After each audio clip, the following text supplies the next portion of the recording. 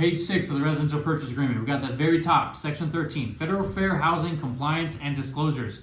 All properties are offered without regard to race, color, religion, sex, national origin, age, gender identity or expression, familial status, sexual orientation, ancestry, or handicap, and any other requirements of federal or state fair housing laws.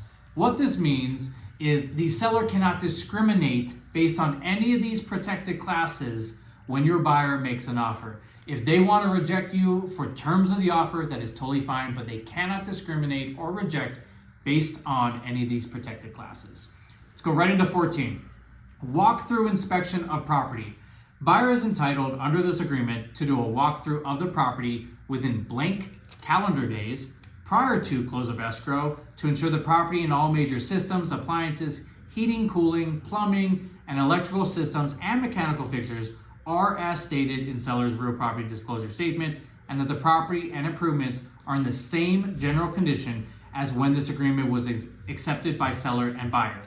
Okay, so what this is really saying is within blank days of you closing, your buyer is going to conduct a final walkthrough. Your buyer can be present usually, or you can be present if your buyer cannot be there. But do a final walkthrough, and what you're going to check is a few things. Number one, if you agreed that the seller is going to do some repairs, this is the time to confirm in person that the repairs were completed.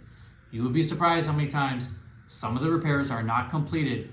So do a final walkthrough to confirm repairs are completed. Number two, you want to make sure that the home is in the same condition as when your buyer last saw it. So even if there are no repairs agreed to, you want to make sure that the cabinets are still there. If they agreed to leave the refrigerator and the washer dryer, that those are still there, that there wasn't a flood in between when you last saw it and when you're going to close.